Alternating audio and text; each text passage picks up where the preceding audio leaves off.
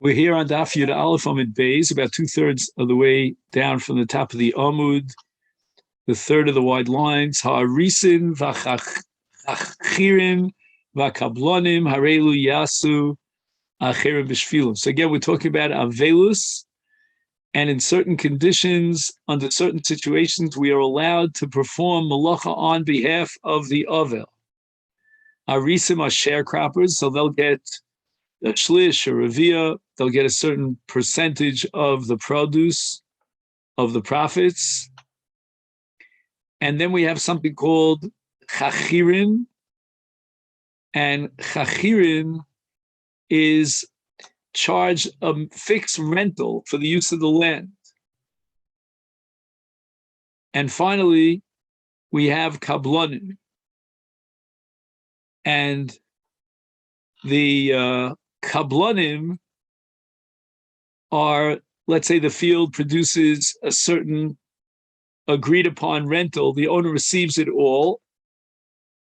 And if it doesn't produce even that amount, the tenant is not obligated to supplement it from elsewhere. And then we have the kablonim, are salaried field workers, and they're paid a set salary by the owner to work the field for a certain amount of time. And his income is in no way dependent upon how much the field produces. And in all these cases of arisin and chachirin and kablonim, the avel is allowed to appoint someone to perform all these avodos, these tasks on his behalf, to prevent the owner of the land from suffering a financial loss. For example, in the case of the sharecropper, the oris, his failure to tend to the field will diminish the owner's portion of the crop. In the case of the chachirin, the tenant farmers, the untended field may not produce even the agreed upon rental, in which case the owner will receive nothing. Or in the case of the salaried field worker, the owner will absorb whatever loss there is, since it is he who receives the entire crop. Then we go on to chamorin, gamolin, and saponin. Okay, chamorim are those who rent out donkeys. Gamolin rent out camels, and saponim rent out boats. Harelu lo yasu. Here we're not going to allow them to perform on behalf of the avel during his avelus. In other words, they may not initiate new rentals during that time, because only they will suffer a loss by abstaining from work. No one else will will suffer a loss. And therefore they cannot initiate new rentals. But im hayu mucharim, muscharim, etzacherim, if let's say the mourners or their animals were hired out to others to work for an extended period of time before they became mourners, arei elu yasu, they can perform their tasks during their mourning periods.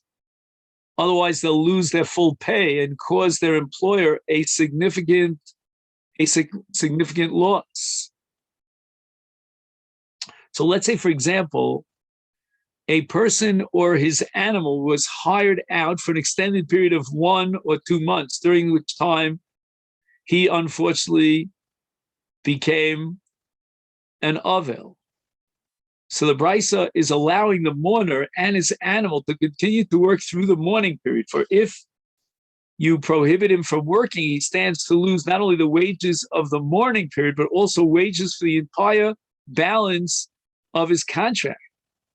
And furthermore, his employer stands to suffer a significant loss if he, the avel, cancels during the term of his contract. So therefore, we're going to permit him to continue working throughout his mourning period.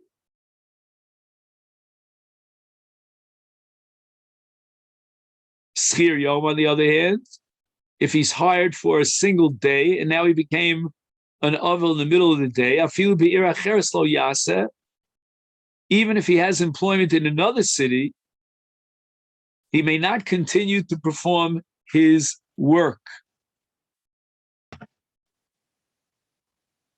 So in this case that he gets paid per day, And if in the middle of the day he became an Avel, then he's going to be paid for that half of a day's work. He's not going to suffer any loss of significance. The loss of the other half of the day's wages is considered insignificant. And it's unlike the previous case of one who was hired for an extended period of time. And if in this case, he's a day worker, we're not going to allow him to continue his work when he's an oven. Haisa meleches acherim biyado. Let's say when he became an ovel, he had already contracted to perform the work of others. Afal pi shekiboles lo yaseh. Even if the contract was on a piecework basis, not related to time at all, that's kablanus. You pay for the final product. Let's say, for example, he was paid for weaving a garment with an agreed upon fee, and he has no obligation to complete this garment by a certain date. So lo yasa will wait till after he finishes Avelus, and then he'll complete the garment. The Gemara says the following: Afal pi shebekiboles.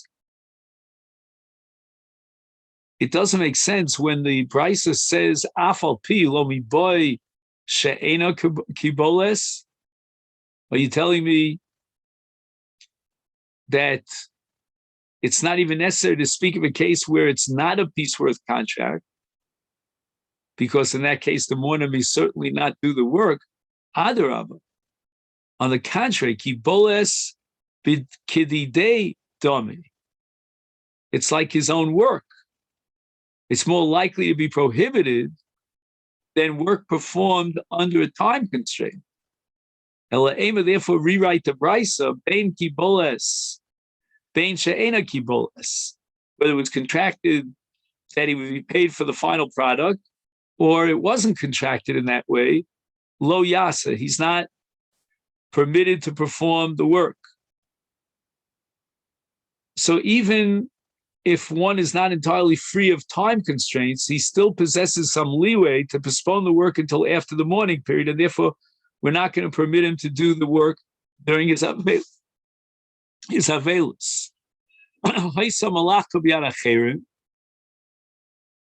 Let's say they had already contracted to perform the work for him before he became an ovel. Is bebeis lo yasu, he shouldn't perform the work in the house of the ovel, but bebeis acher yasu, he's allowed to perform the work on behalf of the ovel in a different house, in a different location. If he works at home, then people might suspect him of assisting, meaning the ovel assisting in the work himself. If, on the other hand, he works elsewhere, then it's apparent to the observer that this object belongs to the mourner. It's not apparent, to the observer that this object belongs to the mourner. Miriam Breder Rav and Umar Breder of Acha Breder Rava Havalu Ahu Gamla. So this Marion and Mar had a yoke of oxen, Bahadi Adadi. Each one owned one particular animal. Isra Bey Milsa. Something unfortunately took place. B'mar Breder of Acha Breder Rava. It means he lost a close relative, and now he's in Avelus of Paske Legamli. He took his ox out of the yoke, so he would not benefit from the work of the animal. Midrabanan, an Avel is not allowed to his animal to perform work during the Avelus. Glorious Amar of Ashi, Gavra Rabba Kimar Bereder of Acha Ovid Hachi. Someone as great as Mar would do this. Okay, he's not concerned for his own loss, but why isn't he concerned about the loss of others, like Marion, who is the partner in this yoke of oxen?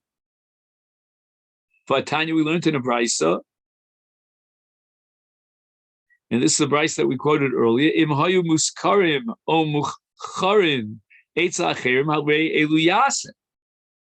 If they or their animals were hired out to others, they may perform their tasks during the morning period in part to prevent a loss to their employers. So that we see to that to save the employers from a hefsed, we're going to allow work to be done. And all this is true in the case of a pre-existing contract. So why did Mar not permit his animal to work so that Marion would not suffer a loss?